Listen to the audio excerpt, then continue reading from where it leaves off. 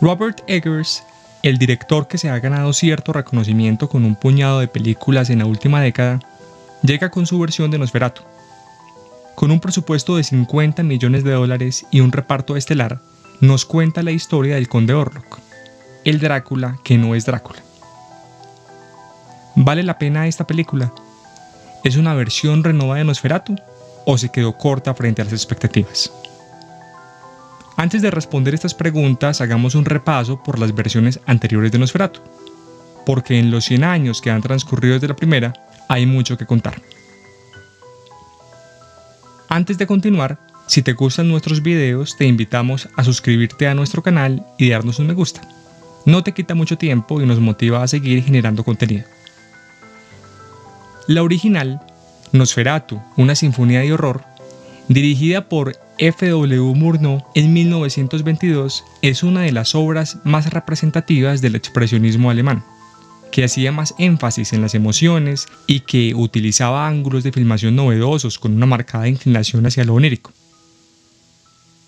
Este clásico tiene escenas icónicas como la de Nosferatu a bordo del Empusa, o la sombra que se proyecta en la pared mientras sube a las escaleras para alimentarse de Ellen, que prácticamente todo el mundo las conoce, aunque no haya visto nunca la película.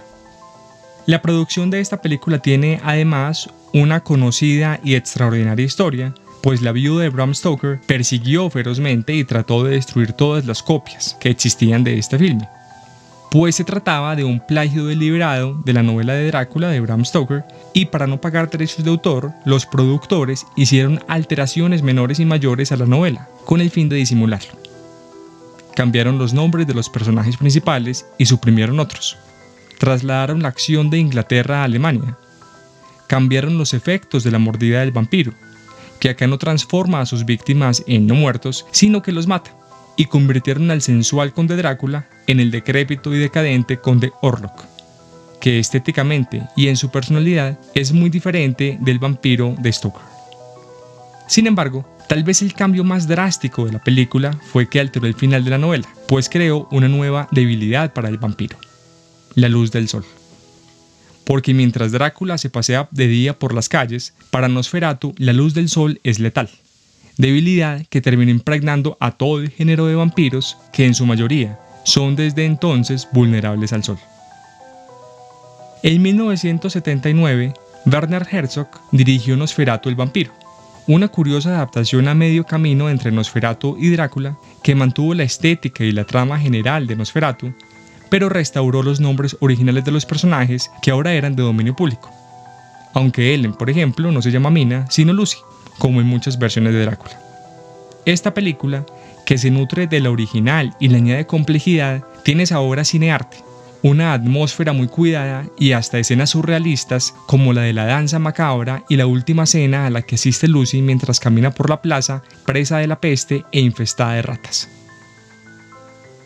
En el año 2000 se estrena La sombra del vampiro, dirigida por Edmund Murray, recordado por la película de horror experimental de culto de 1989, Begotten. Si bien no es en estricto sentido una nueva versión de Nosferatu, sí le da un genial giro de tuerca a la película de 1922, pues cuenta la pseudo-historia del rodaje de este filme, en el que un ambicioso Murnau consigue que un vampiro real protagonice su película y a cambio le promete la vida de la joven protagonista. Una película muy entretenida que lo mejor que tiene es la actuación de Willem Dafoe como el vampiro, un papel macabro y divertido que es de los mejores de su carrera.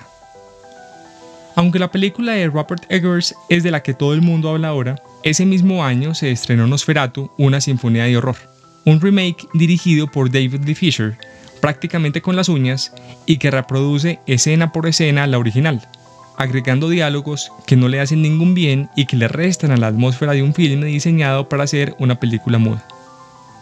De cierta manera, ocurre lo mismo que con la versión de Psicosis de 1998, dirigida por Gus Van Sant, que trabajó con el mismo guión que utilizó Hitchcock 40 años antes. Una película desabrida e innecesaria, con el agravante de que ni el director ni los actores eran los mejores.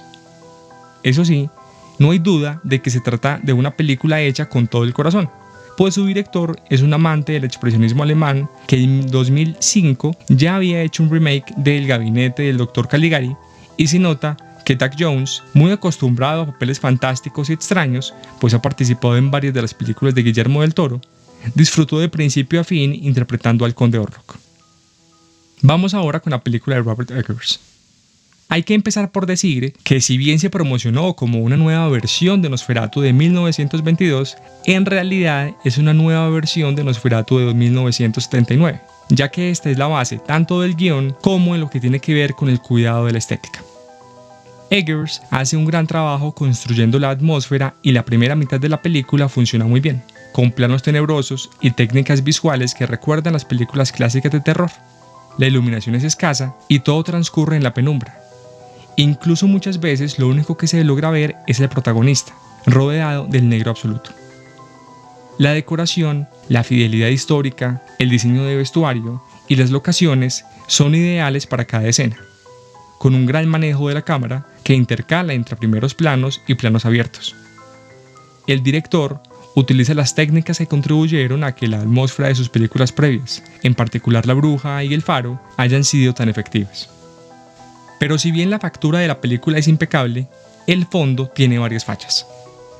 Para empezar, Eggers prescinde de su habitual colaboradora Anya Taylor-Joy y trae a Lily Rose Depp para el papel protagónico de Ellen, alguien que es por naturaleza inexpresiva y que transmite una sensación de desánimo, que curiosamente en esta película le sienta bien, pues su personaje está escrito para estar perdido y a la deriva. Aunque esta versión es cercana a la de 1922, pues Ellen era la típica damisela en peligro que solo sabía llorar y sufrir, es distante de la versión de 1979, mucho más empoderada y recursiva, además de reflexiva, y llama la atención por qué no se escribió el personaje de esta manera. Desde la primera escena de la película, Eggers decide que Ellen va a caminar hacia un precipicio a sabiendas de que ese es su destino y no hace más que sufrir porque ese será su inevitable final.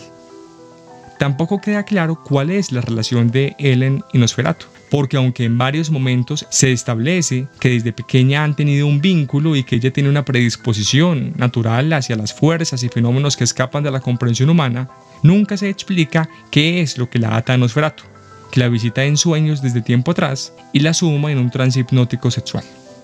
Al menos Eggers no retomó la historia de amor trágico de Drácula y su esposa, ni que Ellen fuera una reencarnación de su esposa muerta, como en la mayoría de versiones posteriores al Drácula de Francis Ford Coppola. Lo que sí hace Eggers es explotar la sexualidad como no lo habían hecho ninguno de sus predecesores, con imágenes sugestivas o explícitas, incluyendo desnudos frontales de Nosferatu y de su cuerpo marchito al final, y referencias inequívocas a la lujuria, al adulterio y a la necrofilia. William Dafoe, que ya se había puesto los zapatos del Conde Orlok en La sombra del vampiro, interpreta al equivalente del profesor Van Helsing. Esto resulta similar a lo que ocurrió con Klaus Kinski, que en 1979 interpretó a Nosferatu, pero en 1970 había hecho el papel de Renfield en la película El Conde Drácula, protagonizada por el gran Christopher Lee. Se echa de menos que el profesor Von Franz, que así se llama en esta película, sea tan plano, cuando su trasfondo de académico caído en desgracia daba por mucho más y permitía caracterizarlo como un fanático enloquecido por su obsesión con el ocultismo. Si Von Franz era un loco vilipendiado por la academia, podía haberse mostrado más de esa locura. Es curioso que tuviera más locura y desfachatez el Van Helsing de Anthony Hopkins en la película de Coppola, que seguía siendo respetado por la comunidad científica, que el Von Franz de William Dafoe, que vive como un paria. Y que se desaproveche un actor tan versátil como Dafoe es una lástima. El mayor problema de la película, sin embargo, es el propio Nosferatu. Mientras que el Nosferatu de Max Schreck era un ser maligno que producía repulsión, y el de Klaus Kinski era una figura trágica que causaba cierta empatía, el Nosferatu de Bill Skarsgård es un tirano que hastía al espectador, el estereotipo de los dictadores y déspotas de la Europa oriental que quiere imponer su voluntad y no actúa de acuerdo con una naturaleza que no puede resistir, sino a un capricho de querer hacer el mal, que no obedece a una razón particular. El diseño del Conde Orlok tampoco convence. Claramente fue una decisión consciente de desviarse del diseño clásico de Nosferatu, pero convertirlo en una versión zombificada de Vlad Tepes, con abrigo de piel y mostacho incluidos, no parece que contribuya a la mitología de Nosferatu. Más bien le resta, pues la hace muy próxima al Drácula de los últimos 40 años, que identifica a la figura histórica con el personaje de ficción, cosa que en este caso no solo es estética, sino que también va en su personalidad, pues Orlok siempre se comporta como un autócrata que no acepta que le cuestionen sus deseos. Adicionalmente, lo que en principio Eggers maneja también, desenfocando su rostro, capturándolo en la cámara desde lejos o utilizando sombras en lugar de hacer que aparezca físicamente, se va diluyendo, hasta que en la segunda mitad de la película el conde Orlok se convierte en un personaje más, con primeros planos e igual presencia que los demás personajes, haciendo que el aura de misterio que había construido con tanto cuidado desaparezca. En últimas, el problema de Nosferatu es el guión y la caracterización de los personajes. Es una película cuya factura es impecable, pero que no deja de ser una repetición de lo que ya se ha visto, y que cuando se aparta de sus predecesoras y trata de ser original, no logra ser coherente ni profunda. Esta, que podía haber sido la versión definitiva de Nosferatu, un siglo después del estreno del original, paradójicamente compartió la suerte de su protagonista. Mientras se mantuvo en las sombras, fue más efectiva, pero apenas vio la luz del día, quedó convertida en un cascarón sin vida. Un cascarón muy llamativo, pero al fin y al cabo, muerto. ¿Quiere decir que la película es mala? Tampoco. Como ya hemos dicho, es una película muy bien hecha, que nunca deja de ser entretenida y no se siente en las más de 2 horas que dura. Es solo que la historia de vampiros de Eggers no fue tan efectiva como la historia de brujas que nos trajo hace unos años. Eso ha sido todo por ahora. Hasta un próximo episodio de La Gruta del Cronista. Recuerden suscribirse a nuestro canal y visitarnos en lagrutadelcronista.com.